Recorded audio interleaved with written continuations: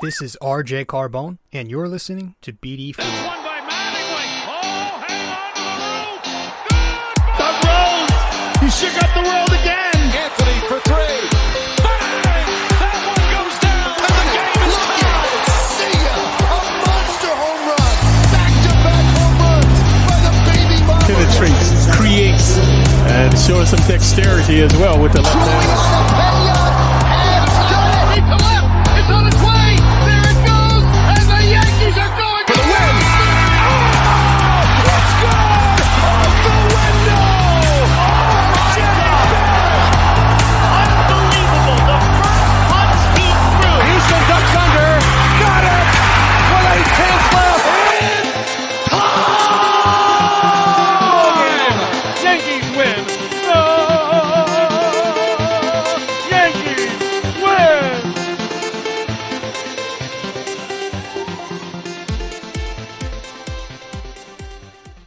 What's happening, folks? What's going on, everybody? Welcome to the show. Welcome to episode 387 of BD4, where there's no better way to get your Yankees and Knicks analysis. We also do MMA now, too. Yanks every series, Knicks every game, MMA on weekends. Welcome to the show. If you are new here, well, welcome. I'm your host, RJ Carbone, and you are listening to my podcast. And you can find this podcast, BD4, on many different platforms. You can listen to us on the many platforms that are out there. Spotify, SoundCloud, Anchor, Google Podcast, Apple Podcasts. And if you do listen to these episodes on Apple Podcasts, be sure to give us a 5-star rating and review, because we're currently a 5-star podcast and would like to keep it that way. If you enjoy the show, give us a 5-star rating and review. And of course, download these episodes too. This way you don't lose them and you can listen to them on the go without using your data. So welcome to the podcast. If you guys also want to follow me on social media, you can find my content page on Facebook, r.j.carbone. And you can also find my content creator page on Instagram at rjcarbone. So one last thing to get out of the way. If you do like to read, I know a lot of us don't like to read today, okay? That's all right. But if you do, if you prefer reading over audio, you can read my blogs where I talk about the Yankees and the Knicks. If you just go to ultimatesportsnetworks.com and then you put into the search bar, once you're there, the Bomber Bacher blog, you'll find me. That's my blog, the Bomber Bacher blog, which you get there by going to ultimatesportsnetworks.com. Once you're there, put into the search bar the Bomber Bacher blog. And be sure that when you subscribe to the blog, do it using code 6A2841ERJC. This way, you get a discount 20% off your subscription and 10% off all merch. With that said, thank you for stopping by. Let's talk Yankees, man, because they took 2 out of 3. They punted that third game, obviously. I'm never going to agree with that, but it's hard to complain too much when you're playing as exceptional as the Yankees have been playing. So we're going to talk about it. Let's head to a quick break really briefly. Let's get to our first break, get back, and then we'll discuss this series. All right?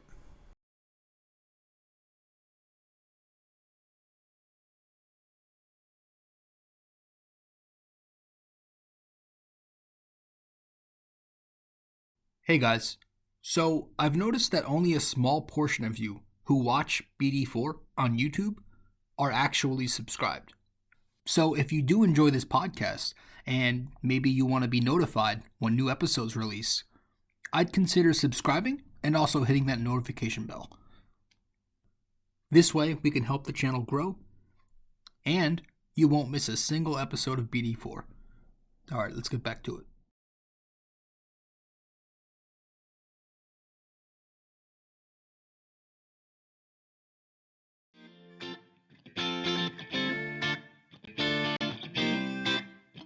So, if you guys want to follow me on social media, be sure to do so right now.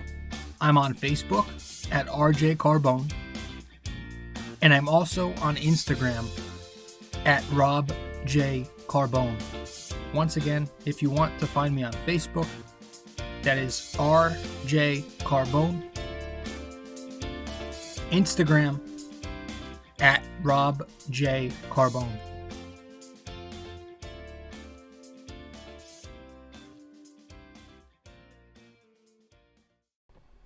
All right, welcome back to the show. I'm your host, RJ Carbone, and you are listening to episode 387 of the podcast. Welcome to BD4. So the Yankees just took 2 out of 3 from the Cleveland Indians in Cleveland, or the Guardians in Cleveland. I'm never gonna. That's always gonna. It's always gonna be the first thing I say. It's just my initial. It's just instinct. And obviously the game on. Was it Friday? Was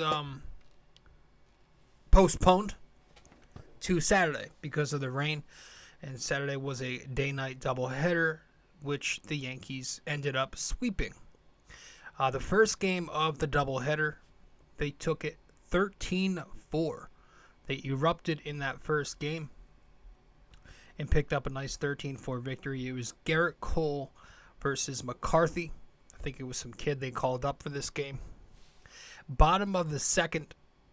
Didn't look promising for the Yankees to start, but who really gets nervous nowadays when they fall behind?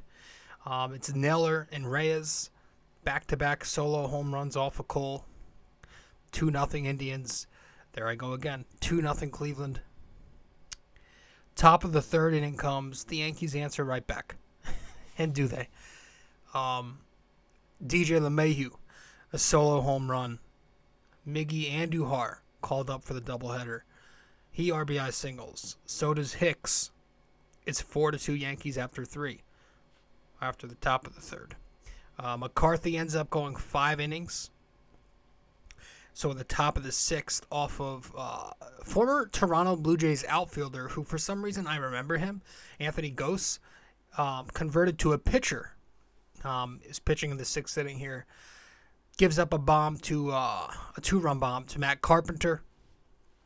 And then Glaber singles off of Alexandro Castro, who I think was the 3rd pitcher in relief. And it's 8-2 Yankees just like that. Garrett Cole ends up going 6 innings. Top of the 7th comes, and the Yankees keep tacking on. Carpenter, an RBI base hit off Castro. Trevino hits into a double play, but 1 run does come across, and it's 10-2 Yankees just like that. At the bottom of the 7th, you do get Cleveland putting together a couple of ground outs to score some runs by Straw and Kwan. 10-4, but of course the Yankees just keep going. Top of the 8th, Gleyber Torres, fielder's choice RBI off Castro, makes it 11-4. And then in the top of the 9th, again, Carpenter and Trevino contributing. This time they both go deep off a position player. I think it was Clement in the game at the time. So padding some stats there, making it 13-4, which was the final score. The Yankees erupt for 13 runs on 14 hits. 5 of them were extra base hits. 7 walks were drawn in this game from the Yankee bats. 5 strikeouts only. That was encouraging to see. 4 for 8 with runners in scoring position. 6 left on base as a team. 1 stolen base and 3 double plays hit into. This was a good game. Excuse me. Gleyber Torres and Matt Carpenter each picking up 3 hit games. Carpenter led with 4 RBIs. Gleyber Torres had 3. Big day for him and Carpenter at the plate. DJ and Hicks were the other 2 Yankees with multi-hit games. They had 2 hits apiece. Excuse me. DJ LeMahieu had 2 walks and a home run. Aaron Hicks had 2 walks and 2 RBIs. And then you had Judge, Miggy, Trevino, and Marwin, the other Yankees, to pick up 1 hit. It was Judge who got on base 3 times, had a couple of walks in there. Miggy had an RBI. Trevino had an RBI. Stanton, the lone 0 for 5 Yankee, left 7 men on base. He hit into 7 outs, almost 8 outs. A couple double plays, could have been 3. But yeah, this was just a strong offensive performance from the Yankees, just continuing to display their ability to get hot within a snap. I mean, they scored 10 unanswered runs in this one. They were down 2-0, and just like that, all right, let's put up 10 runs in a few innings. Like, it was 2-0 after the first 2 innings, right? And then from the 3rd inning all the way up to just the 7th. So that was just their ability to score in bunches is impressive when they're on, right? And there's also the part that's impressive is their ability to do nothing in bunches as well when they're not on. And we saw that today, and we see that from time to time. A little too much. But yeah, scoring 10 unanswered runs, going for 13 overall, and it was just a good, solid offensive showing. But the pitching side of things was good too, right? And Garrett Cole, who was our featured starting pitcher of the series. I'm sorry, no, he wasn't. It was Nestor Cortes. Sorry, I went a little too ahead on my notes there. We're going to get to Nestor, obviously, in the second game of the nightcap. But Garrett Cole, he was good, though. Cole went for 6 innings, 3 hits, 2 home runs, 2 runs, just the 2 solo shots, 3 walks, 6 strikeouts, 107 pitches thrown, and the win. Yeah, it was a good, not great outing for Garrett, right? I think that's probably the best way you could describe his performance. Good, not great. The home runs are just interesting to me. They're starting to, I guess since he's become a Yankee, they've always been a lot. I don't know what his home run numbers were in Houston, but he's obviously not the same pitcher he was in Houston. He's still a very good pitcher. He's still a very, one of the better pitchers in the game. But the home runs are a little concerning. Just because in the playoffs, you don't want that happening. And Garrett Cole has given up quite a few this year. He's had a game where he allowed 5 home runs. He allows 2 in a good day the other day. So it's I don't know. Maybe it slows down a little as he continues to kind of abandon the cutter. The first one he threw today was to the I think the first cutter he threw was the first home run that was allowed. And then he kind of scrapped it after that. Went back to his usual 2-pitch combo, fastball, slider. But yeah, he's been good. He was good. I feel like I haven't mentioned it enough that he's been very good this season. Because I am tough on him, understandably so, when you make $300 million. But he's having a good year. Garrett Cole's having a good year. Through 16 starts, he is 7-2 with a 2.99 ERA.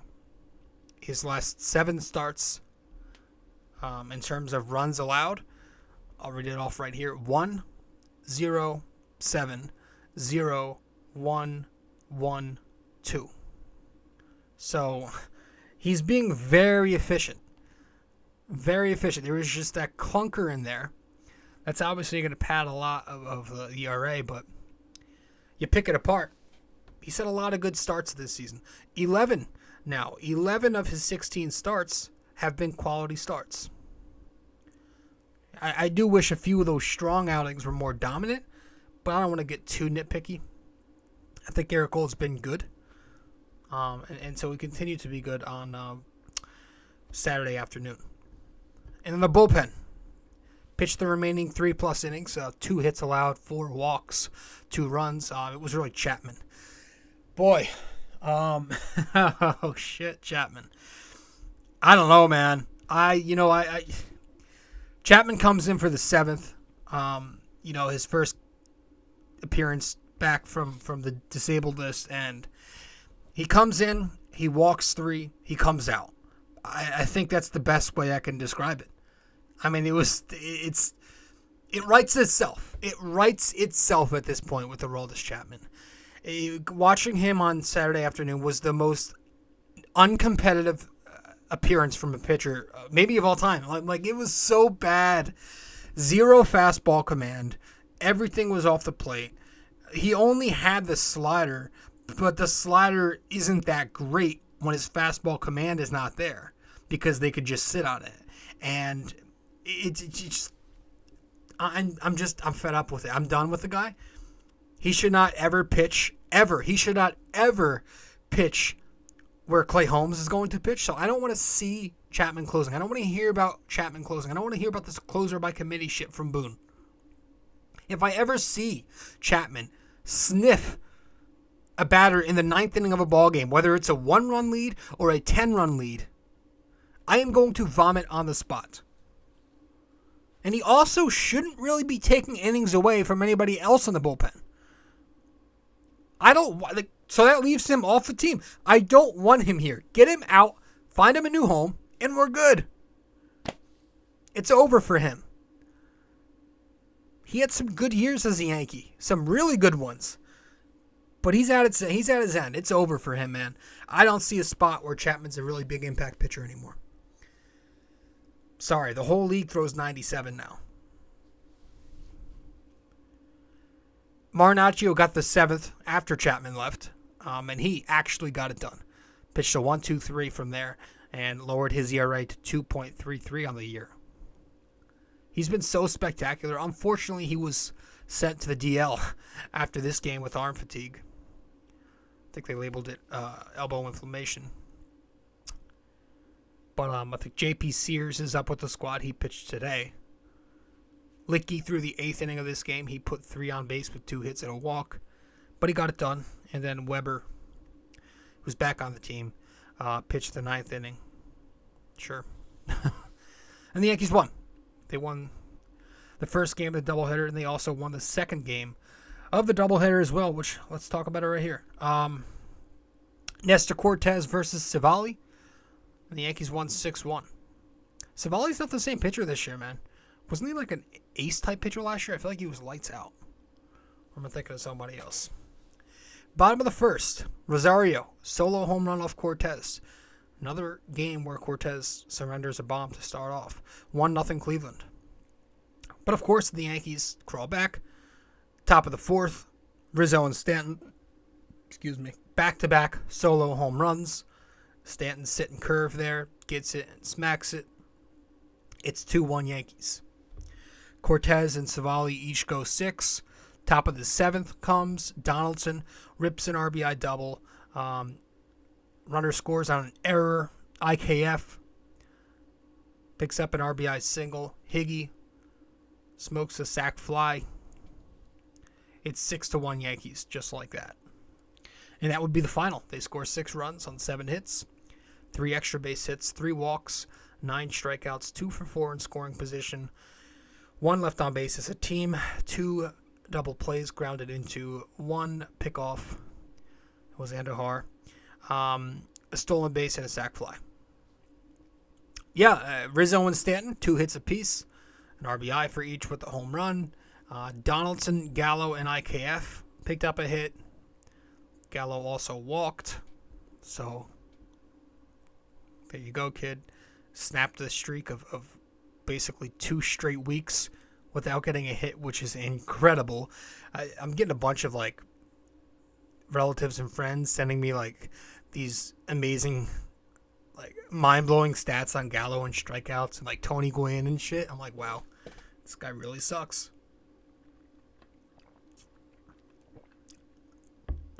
We'll talk about that in a sec. Higgy, sac fly, like I said. Miggy and DJ, each walk. Now we can get to Nestor. And now let's talk about Nestor Cortes, who was our featured starting pitcher of the series. 6 innings pitched, 1 earned run, 6 strikeouts, no walks, 3 hits, just 2 singles and a homer, 89 pitches thrown. Nestor looked good, man. Got the win. His pitch mix was way more balanced in this game. You know, he was back to a 4-seam cutter. Mixed it up a lot more. He maybe, pitcher. He maybe saw some hitters adjusting to him during that stretch. Now, hopefully, maybe he's readjusting back. But it was a much needed, strong bounce back from him. He struck out Jose Ramirez 3 times in this game. One of them was a pretty clutch strikeout to escape an inning jam there. But yeah, I mean, other than the home run, and he's given up a little more home runs lately than I like, it was a strong bounce back. After being very so-so for a bit, right? Minnesota, he had 4-something innings pitched, 4 runs allowed. Then he gets the decent 5 innings, 1 run against Tampa. Pitches Tampa again, 4 innings, 4 runs the next time out. And then 5 innings, 3 runs against Houston. So he had some not great, but not the worst in the world outings, which, if that's his worst stretch of the season, you'll take it. But it was good. If you're asking me where are we with Nestor before this start, I was a lot more concerned than I am now. I needed to see him do what he did, right? You didn't want a decent start. You wanted a very strong, good, productive start, and you got that this time. And the Cleveland Indians lineup isn't a... I don't know the numbers, but they're tough outs. They put up good at-bats, and obviously to strike out Jose Ramirez, who's probably the AL MVP right now, if not Devers, 3 times, that's tough to do. He's a contact hitter. So it was good. I still want to see what happens. It's hard to predict what we're going to get from Nestor going forward. Listen, we're not going to get the guy with the 1.5 ERA, okay? But are we going to get a guy who could still hover in the 2s? That'd be wonderful. Or is he going to keep progressing and go back to being a 4 or 5? Hopefully not worse, right? I don't know. But I still think Nestor Cortes can have a very good year. If he ends the season with a 2-something ERA, I don't think I'm that shocked anymore. This was a big outing for me to see. And, again, to go against Houston the other day and have a bad outing, that's 5 innings, 3 runs, fine. So this was a big one. I'm happy he pitched well. It's going to be interesting to see how he looks against the Red Sox. Right? I believe he's pitching against Boston in the Fenway series. It's at the end of the week. So yeah, I mean he pitched good, and on the season he's 7-3, 2.44 ERA. 85 innings, 91 strikeouts, 62 hits, 19 walks. That's through 15 starts. So, good job to Nestor Cortes. Let me just find my place here. The bullpen, 3 innings pitched, 4 hits allowed, 1 walk, no runs scored. King got the 7th and the 8th. Struck out 3. Peralta got the 9th. Got 2 outs. Struggled, though. He struggles in low-leverage situations. And he really thrives in those high-leverage situations. So, I don't know if Boone has gotten that yet. But Holmes had to come into this game. He comes in, gets the final out. O'Neill and Ruocco had an over-under. I think their over-under was set at 4. For how many pitches that Holmes would need to get the final out, and I think it ended up being just 2 pitches for the save. And the Yankees won 6-1. And then we get to the final game of the set, which there really wasn't anything going on in this game. I mean, talk about a dud from the Yankees. Literally nothing happened. The Yankees get 1 hit. It was Donaldson who picked up the lone base hit for them. McKenzie was blanking them all game long. Impressive performance from the Indians pitcher. Here I go again. Guardians pitcher. The bullpen. The amount of times I've said Indians. Like, if my podcast was actually something that generated traffic and had people listening, I'd probably be canceled. The bullpen shut them down, too. The starting pitching was phenomenal. The bullpen shut them down. Yankees had one hit. They had more errors today than hits. And it was not that shocking to see the Yankees put up a disgusting 0 runs on 1 hit, because the lineup they had was clearly punt day. It was clearly their day to punt. Aaron Boone saw that they had 2 wins in this series. They've already taken the series. We got an off day on Monday. Why not double down? Let me sit Aaron Judge, who needs a day off. Let me sit DJ LeMahieu, who's been hitting well lately. I know some guys need rest. I know Judge especially does, but you have the day off tomorrow. You don't need to do the double rest. And if you're going to do double rest with Judge, I get that. But keep DJ in the lineup. DJ can play. You didn't need to do 2 top-of-the-order bats. You're 1 and 2 hitters. Benched. I mean, why even show up to play? If you're that obsessed with doing the rest thing today, if you're that obsessed with doing the very least you can do, why even play? Why not just forfeit?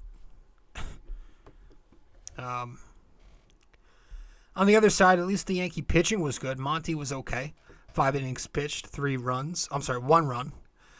5 innings, 1 run, 3 hits, 3 walks. The only run was off a solo home run. It was Franmil Reyes. And then from there, it was, I think, Sears and Abreu. 4 clean innings. So, yeah, that's all in that game. I mean, there really isn't much. So we're going to head to break, get back, and we'll talk about the 2 featured position players of this series. All right? And if you are new here, we do 3 featured players, right? We'll feature a starting pitcher, which means the best starting pitcher of the series for the Yankees. And then we'll feature the 2 best position players for the Yankees who had the best series. All right? In no particular order.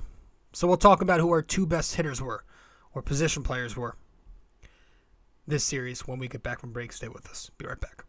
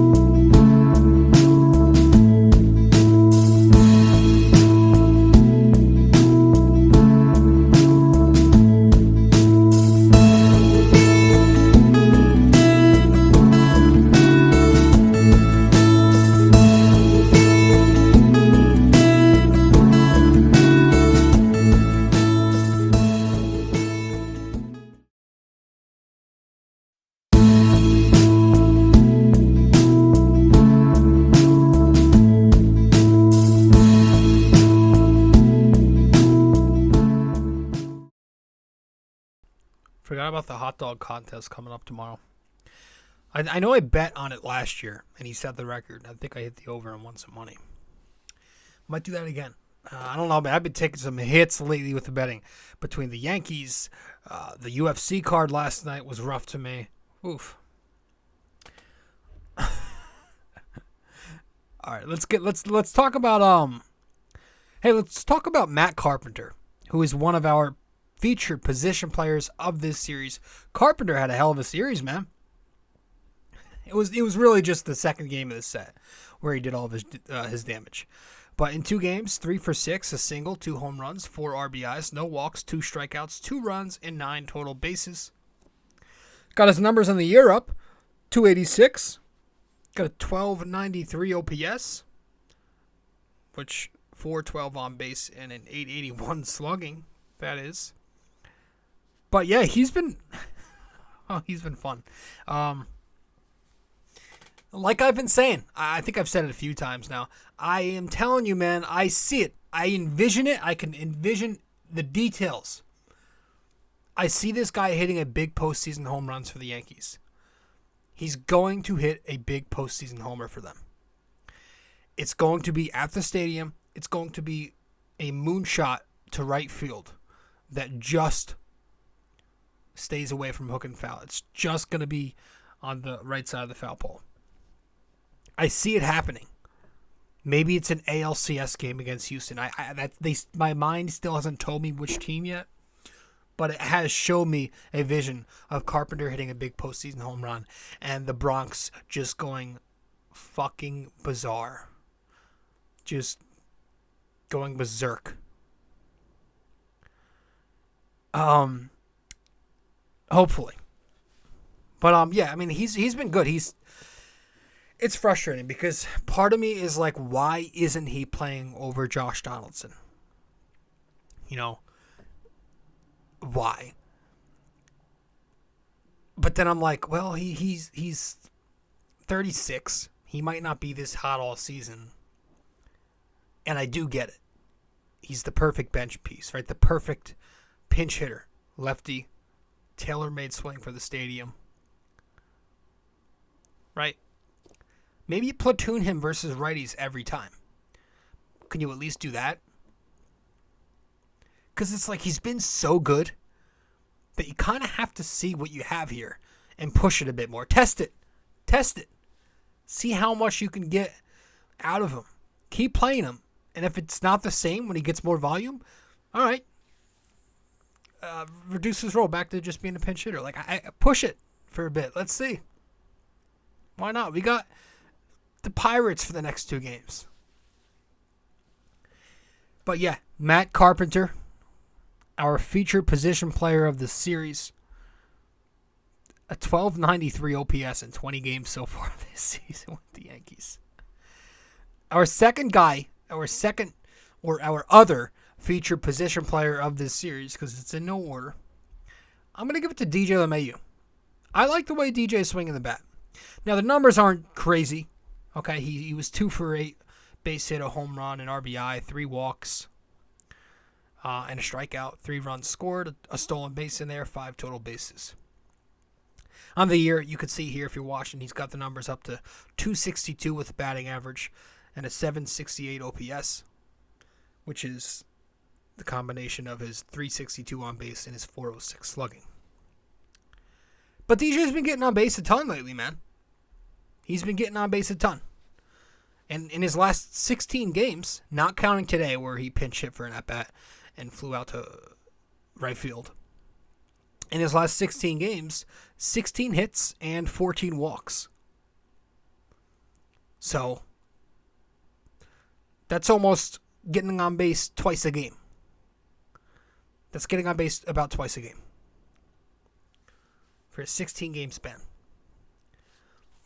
During that span, he's batting .302 with an incredible .448 on-base percentage, a solid .491 slugging, which gives him a .938 OPS.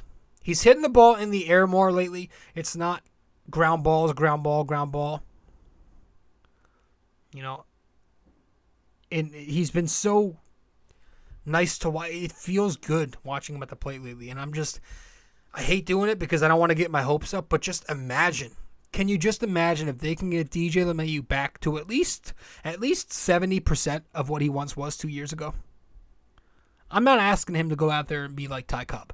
But if you can, like I said, hover around 300. Doesn't have to be 300. Hover around there. Start hitting those line drives. Right? That'd be great. That's another top-of-the-order bat to start off the first inning, giving the opposing pitcher nightmares.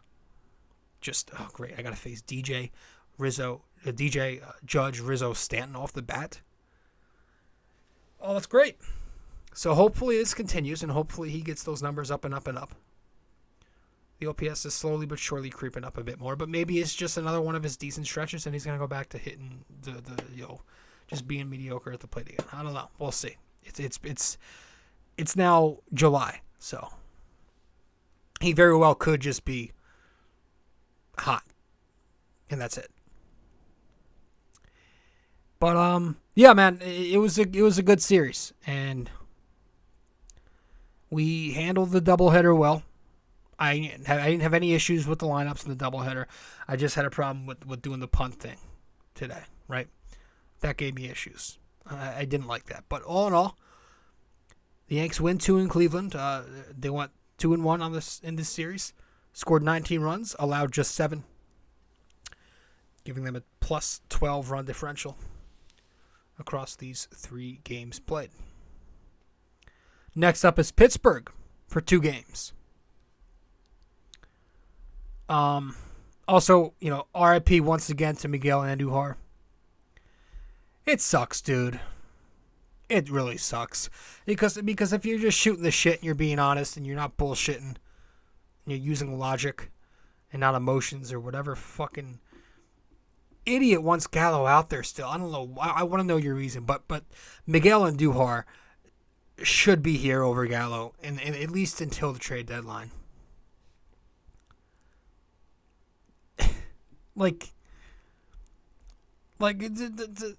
There's not anything else to say. There's nothing else to say about Joey Gallo.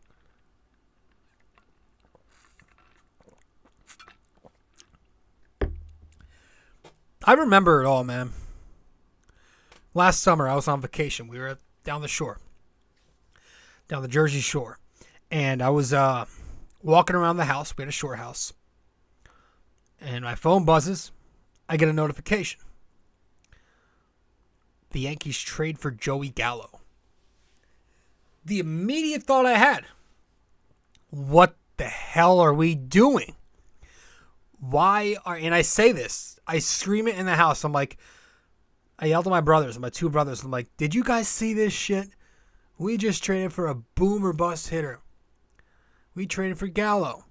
And right, I'm just spitting like my opinion as to why I don't want him. And I'm saying all this shit. I remember talking about why I didn't want him. And I said, they are going to regret this because all this guy does is strike out, home run, and occasionally walk. Right? Strike out, homer, walk. Strike out, homer, walk. He is the prototypical 3 outcome hitter. He's the analytics freak. He's the guy the Yankees don't need. I said, I remember the exact quote I said to my brother at the time. I said, he is going to add fuel to the fire. Because I've been saying for years, the Yankees need to start going away from that philosophy. Not adding more in. And they added another one in there with Joey Gallo at the time. And I was telling everybody, because the Yankees fans were in, they were excited for Gallo. My buddies were excited for him. I was reading the MLB comment threads on social media. Yankees fans were thrilled. I remember. But I was like one of the few, and I'm not trying to tout myself, but I was one of the few who was telling everybody, I was trying to tell you people, this is not going to be healthy for their lineup. This is not good, because all he does is add fuel to the fire. We don't need any more of those. We have enough low batting average guys. We have enough guys who strike out. We have enough guys who hunt for walks and don't get enough base hits in there. We don't need more. But the narrative from the pro-Gallo people at the time were lefty, lefty, lefty, lefty. And I'm like, what good is a lefty if he's not going to hit? And so here we are. Almost 2 seasons in, Gallo's still batting $160. So even if you don't like Miguel Andujar, if one of your favorite analytics websites tell you he's not good, cool. I do not care. He's still better than Gallo. And at worst, we don't know because we're not playing him. So let's find out. Why wouldn't you want to find out? Why would you not want to find out and continue to be shitty? Or you could find out if he's going to be shitty and there's the option of maybe he's not. So let's play Miguel Andujar. What is the hurt in finding out more in these next 4 or 5 weeks until the deadline? What's the hurt? I think the deadline's on the 3rd of August. Or the 5th or something like that. They pushed it up a week. Don't know why. But yeah, what is the hurt? Gallo has been here longer than Chris Carter was. Chris Carter, he was DFA'd for being as bad as Gallo was. And he was actually better than Gallo and was DFA'd in a shorter amount of at-bats. So I don't know what it is this time with Cashman. Why is he waiting longer? And it's not about trade value or anything like that. It can't be. So get out of here with that. Because Gallo is who he is. The whole league, all the media, the entire MLB fan base knows the kind of hitter that Joey Gallo is. No stretch of games from now until the deadline is going to change any general manager's opinion on who Joey Gallo is. He could bat 700 from now until the end of July. That's not going to change a damn thing. They know who Joey Gallo is. He's infamous for being the way he is. And it's not the shift either. All right? You can't keep using that. You can't use the shift is going to disappear next season to keep buying time and dragging this on and on and on and on. Getting unlucky isn't a 160 batting average. Getting unlucky could be like a 215 average, right? But you're batting a $160 2 years into your Yankees career now. Going on 2 years. No, that's not luck. He literally strikes out, and I did the math, you could do it too. He literally strikes out in 2/5 of his plate appearances. Do you know what the league average is? I want to say it's 23%. It's anywhere from 20 to 25% year to year. 23% is league average for K rate. Gallo strikes out 40% of the time.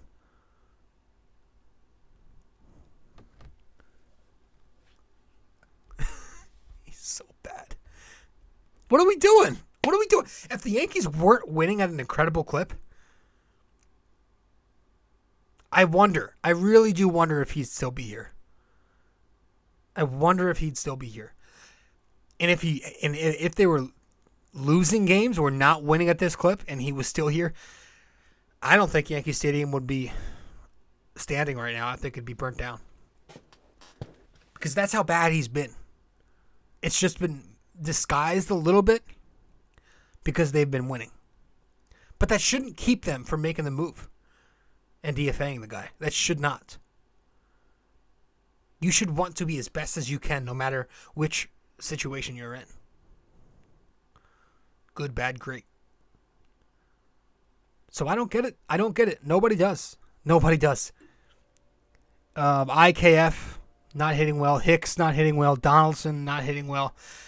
I mean, Hicks has been fine lately. But the IKF thing is starting to get on my nerves again. And when I see a guy like Peraza starting to hit down below, I'm thinking maybe at some point we see Peraza over IKF. But in the meantime here, maybe I wouldn't be opposed to giving Marwin Gonzalez some more starts over IKF. You know, and it's not really about his bat. Because, again, I think his bat is whatever. It's not the worst in the world, not the best. It's bad right now at shortstop for IKF. There are more errors every day from him. And you just can't have this, especially if he isn't really hitting the ball that much. And he's not. He's not hitting. He's got no game plan at the plate at the moment. He's just make contact and pray it ends up being a hit. But he's not playing a good shortstop. He's not a good shortstop. He's not even that much better than Torres was. And Torres was really bad. Torres can't play shortstop. We know that. And he played today and he made the error at the end. In the same inning that IKF did. So is this going to become a problem too? Is shortstop going to become a flaw? A big one? Because we got by. We got by with getting by most of the season. But, like, we might have to make some changes there now, too. If it's, currently on the roster with Marwin, so be it. Let's try him more. But, oof. Donaldson's, I don't know, but Donaldson, I've talked about him enough. I gave my spiel on him a couple episodes ago. Last episode. Hicks, like I said, I guess in the meantime, he's fine. there was a point in the season where both Hicks and Gallo were so pathetic, you didn't know who was worse. But now it's a little more clear-cut. It's Gallo. Judge has been slumping a little bit lately. Stanton is on his homer-only stretch lately. He's got 20 home runs on the season. He's got 100 home runs as a Yankee. Actually, the Yankees 2, 3, and 4 hitters all have 20-plus home runs. Rizzo is still producing. That one surprises me. Like, he's on pace for 40. Or at least close. And he's never hit that many. He's always been 25 to 30. Playing Yankee Stadium. It's going to help you out. So, yeah, man, that's it.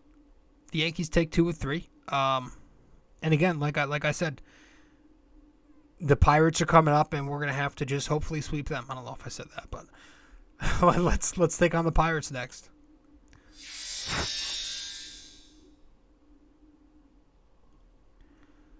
We're in Pittsburgh for this. They just picked up Manny Banuelos. So it's a brief Tuesday, Wednesday, 2-game set. And then we go to Fenway for 4. I can't wait for that one. But, yeah, let's head to break. Get back, wrap it up with the NYY-NYK-MMA. And we'll also do RJ's parlay.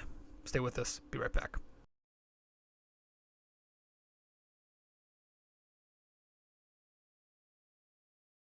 All right, folks. Now, if you are listening to BD4 on Apple Podcasts, be sure to give us a 5-star rating and a review, if you so please.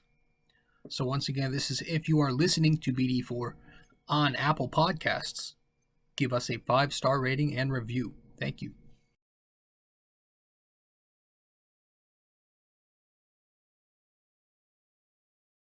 Hey guys, I hope you're enjoying this episode. But first, I also want to let you know I have another blog. The blog I'm writing for is on ultimatesportsnetworks.com, titled The Bomber Bocker Blog. If you want to go subscribe to this blog, you should do so using my promo code 6A2841ERJC. Using that, you'd get a discount $7.99 a month to get the best Knicks and Yankees opinionated content around. Once again, guys, the Bomber Bocker Blog on ultimatesportsnetworks.com using promo code 6A2841ERJC, $7.99 a month.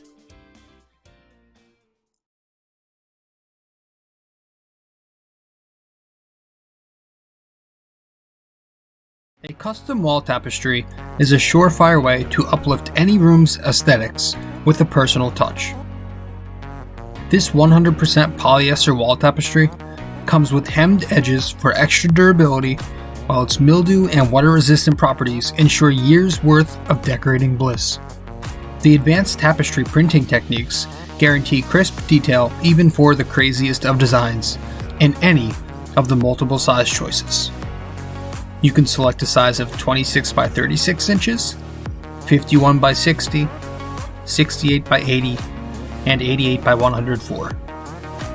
These wall tapestries usually ship in 7 to 10 business days, and the price ranges from $24.99 to $69.99, all dependent on the size you select.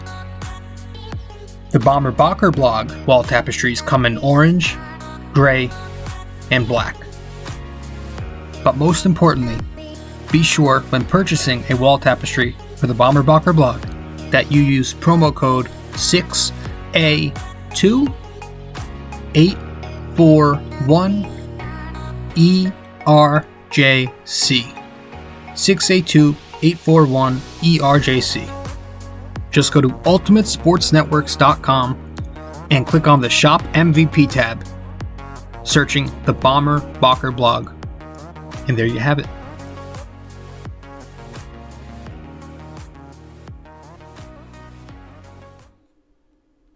All right, so Welcome back to the show. You are listening to episode 387 of BD4.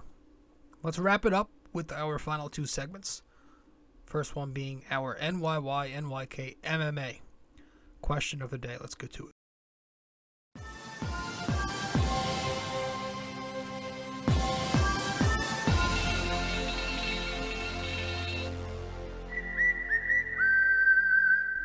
All right.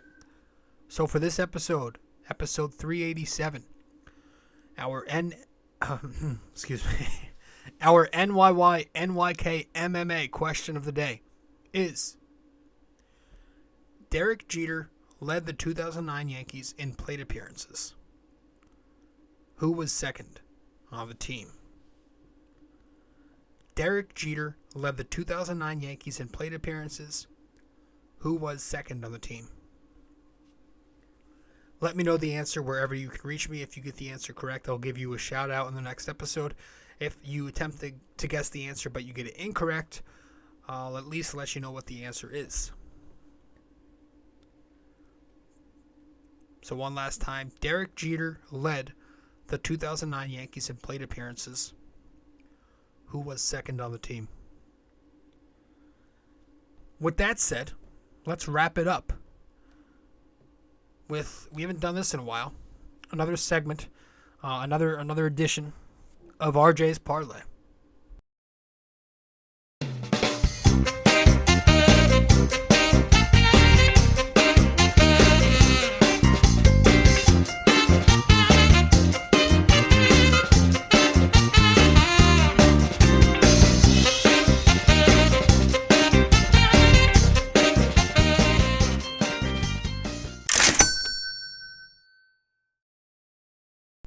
All right.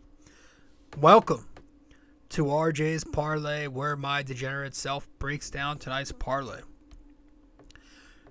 If I miss, it's not surprising. If I hit, I'll probably lose it all tomorrow night, because that's how this works. Welcome to RJ's Parlay. So this was from earlier today. It's over now, as you can see on the screen if you're watching. I had a parlay. A 3-pick parlay that read Yankees money line, Twins money line, Astros money line. I hit on the Astros. They won. They struck out 20 batters today. That team's scary, man. I'm telling you. They're the better team between them and the Yankees. They are the best team in the American League. I don't care about record. Especially when it's this close, you could start looking at the history between the two. I think they're a little better. They have our number every time. They shut down the Yankee lineup every time they play them. They're the better team. I did not hit on the Yankees money line and the Twins money line. So 1 out of 3 is not good for a parlay. You need 100% of the picks you put up. And plus 268 odds, but it don't matter, because we lost. So, guys, that's it. That's it, everybody. That's it. Hope you enjoyed the show, episode 387 of BD4. The Yankees take 2 from the Twins. I'm sorry, the motherfucking Guardians. There we go again. Took 2 from Cleveland, and you know what? I think that when we were doing this earlier, you know how I have the ticker, the scores and the stats on the ticker? If you're watching the show, I think I have the wrong title up. Let's see. The original title may have been up. Yeah, the original title, I said Yanks punt the sweep in Cleveland. Because I was angry. That's not the title of this episode. I changed it. But hey, whatever. Fuck it. Alright, guys, that's it. I'll see you the next one. Episode 387 in the books. I'll see you for 388 after the Pirates series. That's it. Ciao.